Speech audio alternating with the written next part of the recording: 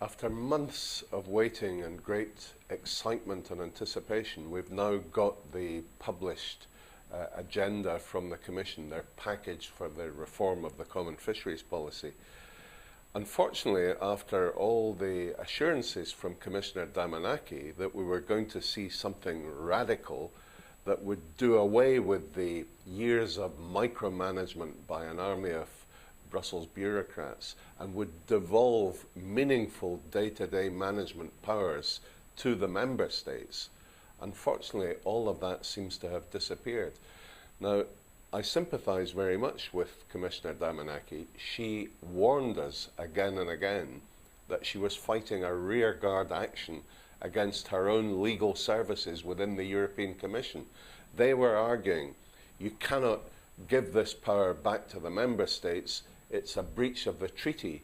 This is a common policy that has to be run from Brussels. And yet everyone, including Mrs. Damanaki, has acknowledged that the catastrophe of the Common Fisheries Policy is because it's been run and micromanaged by the Brussels bureaucrats. We've had 30 years of the Brussels bureaucrats introducing a plethora of different rules and regulations on tie-ups and decommissioning and mesh sizes and days at sea and the size that your engine on the vessel should be and total allowable catches and quotas.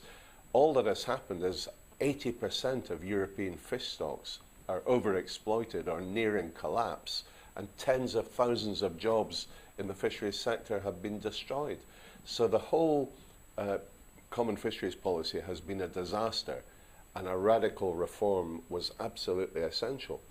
Now, when the Green Paper was discussed by the Parliament a year ago, all the political groups united around the demand for regionalisation, for meaningful devolution of day-to-day management powers back to the member states to involve the stakeholders, the fishermen, the scientists themselves. It seems the bureaucrats have won. There is no mention of that now in the newly published reform package. What the reform package does say, it plays the game of pretending there will be regionalisation by saying member states will have wonderful powers to look at technical measures like mesh sizes. Well, the member states already do that. It says that they will have the power to consider policies for ending discards. Well, big deal. This is not quite the meaningful regionalisation and devolution of power that we were looking for. So clearly we have our work cut out in the Parliament. The one good thing about the Lisbon Treaty means that we in the Parliament now in the Fisheries Committee have equal power with the European Commission and the Council of Ministers. And we will spend the next 18 months when we have 2 readings of this major bill on CFP reform.